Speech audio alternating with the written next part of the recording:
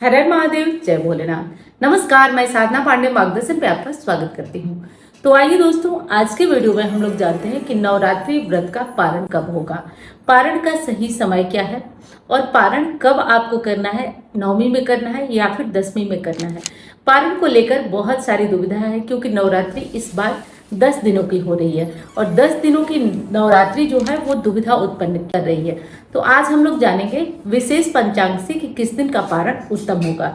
देखिए दोस्तों, जो मैं हमेशा आपसे ये बात कहती हूँ कि जो पूजा पाठ आप करते हैं वो तो करते ही करते हैं, परंतु किसी भी व्रत का पारण जो होता है उसी में संपूर्ण व्रत का फल निहित होता है। तो अगर पारण सही तरीके से सही समय पे न करें तो हमारे जो 9 दिन की पूजा पाठ मंत्र जप होता है वो सब गड़बड़ हो जाता है। तो इसलिए पारण का विशेष ध्यान रखना चाहिए और सही शुभ मुहूर्त में सही तरीके से पारण करना चाहिए। तो देखिए, सबसे पहले तो ये जान लीजिए कि नवरात्रि व्रत का पारण करने से पहले आपको कुछ विशेष बातों का ध्यान रखना चाहिए।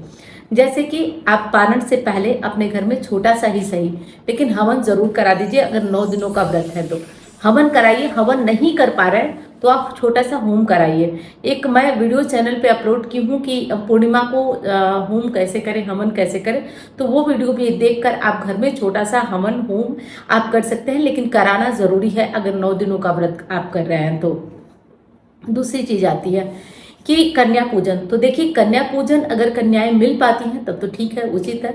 नहीं मिल पाती हैं तो ऐसे में आप कन्या पूजन न करके उसकी जगह पे कुछ पैसे वगैरह निकाल कर मंदिर में दान कर और तब आप अपना भोजन वगैरह कर सकते हैं।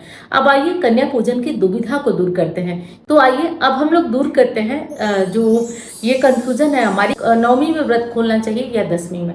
तो देखिए दोस्तों, वाराणसी से प्रकाशित होने वाला पंचांग है जो है गणेश जापा है, जिसमें कहा जाता है कि नवमी के 4 घड़ी बीतने पे ही व्यक्ति को पारण कर लेना चाहिए, नवरात्रि व्रतधारी को।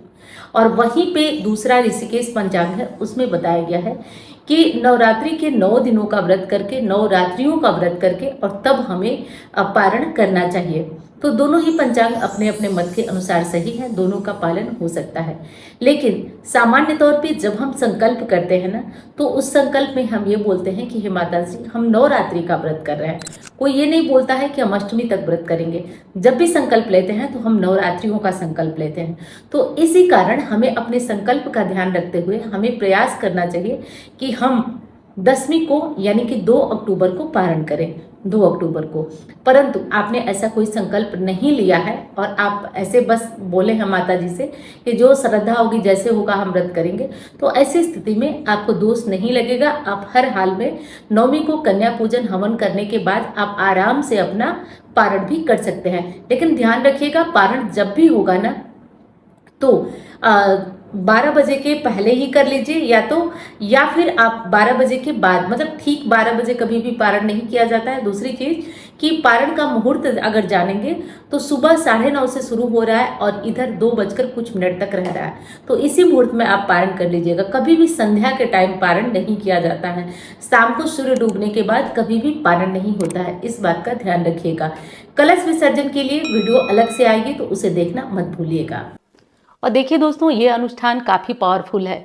ये अनुष्ठान मैं स्वयं करवाती आई हूँ करीब करीब 9 साल से, और ये अनुष्ठान बहुत ही ज़्यादा, मतलब पूरे साल इसका लाभ मिलता है। तो मुझे लगा है कि जब इस चीज़ का लाभ मुझे मिल रहा है, मुझे पूरा विश्वास है, तो ये आप तक भी पहुँचे। तो मैं एक प्रयास कर रही हूँ, अगर आप बहुत परेशान हैं, बहुत दिक्कत में है, तो आप यहाँ आकर जुड़कर माँ लक्ष्मी का हवन करा सकते हैं, पूजन करा सकते हैं, मंत्र जप करा सकते हैं और इसमें साथ में जुड़ सकते हैं। अब देखिए, हर साल की तरह इस साल भी दिवाली पे पोटली अभिमंत्रित होने जा रही है। जैसा कि आप जानते हैं कि हर साल दिवाली पे मार्गदर्शन से एक पोटली जाती है, धन पोटली, और ये अभिमंत्रित होने जा रही है। और साथ में रहेगा लक्ष्मी वृद्धि लॉकेट, जो चांदी में करके आपको जाता है। बहुत सारे लोग कई सालों से, 3 सालों से जा रहा है, तो लक्ष्मी वृद्धि लॉकेट भी जाता है, जो कि चांदी के लॉकेट में होता है, गले में लाल धागे में आप इसे पहन सकते हैं। तो इससे लक्ष्मी की प्राप्ति होती है और बहुत ही उत्तम होता है। जिन लोगों को शर्म लगती है, संकोच लगती है, जैसे महिलाएं हैं, वो नहीं पहनना चाहती हैं, वो अपने मंगलसूत्र में भी एक लाल धागे में कर करके, मंगलसूत्र में एक लाल धागे में कर कर और इसे अपने मतलब अंदर डाल करके पहन सकती हैं। ये लॉकेट काफ़ी पावरफुल है, क्योंकि इस लॉकेट का असर मुझे बहुत ज़्यादा दिखा है, इसलिए मैं आप लोगों को ये लॉकेट बताती हूँ। और काफ़ी लोग जो है इससे लाभान्वित भी कई सालों से हो रहे हैं, तो ये बताना नहीं है आपको, इसका लाभ आप स्वयं देखेंगे। और दोस्तों इस बार जो है एक अच्छी और नई चीज़ मैंने आपके लिए की है। तो इस बार जो है लक्ष्मी नारायण की छोटी सी चरण दबाती हुई प्रतिमा मैं अभिमंत्रित करा रही हूँ, और गारंटी से कह रही हूँ कि जिन घरों में ये प्रतिमा विराजमान होगी और केवल प्रतिदिन आप इनका धूप दीप चंदन और थोड़ा सा जल से अभिषेक कर देंगे, और वो अभिषेक किया हुआ जल अपने घर में छिड़क देंगे, गारंटी से कहती हूँ, यहाँ लिख के कहती हूँ, अगला साल आपका न बदला तो आप कहिएगा। क्योंकि ये चीज़ें मैं अपने लोगों को काफ़ी हद तक देती रहती हूँ, कराती रहती हूँ, तो मुझे विश्वास बहुत बहुत दृढ़ है। बस करना इतना है कि आपको जहाँ कहीं लक्ष्मी जी की मूर्ति आप अपने तिजोरी में भी स्थापित कर सकते हैं, वैसे अच्छा मंदिर में रहेगा, स्थापित करिए, रोज इनको जल से स्नान कराइए, उस जल को पूरे घर में छिड़किए, थोड़ा सा धूप दीप चंदन लगा के भोग लगा दीजिए, देखिए ये मूर्ति कैसे आपके घर में चमत्कार करती है। तो 3 चीज़ें इस बार जा रही हैं, एक लक्ष्मी वृद्धि लॉकेट है, और एक है हमारी धन पोटली, और दूसरा है हमारा मूर्ति जा रही है माँ लक्ष्मी की, विष्णु जी के चरण दबाते हुए।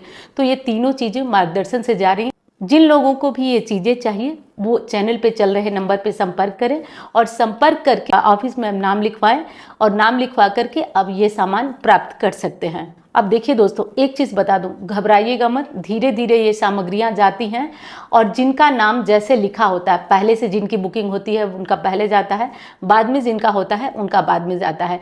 तो धीरे धीरे धैर्य के साथ ये चीज़ें आप तक पहुँचेंगी। और इस चीज़ के लाभ की बात करूँ तो लाभ पूछिए ही मत, इस चीज़ का अनगिनत लाभ है, जो मैं कॉन्फिडेंस से, विश्वास से कह रही हूँ। आप इस विश्वास को, मेरे विश्वास को समझिए और आगे बढ़िए।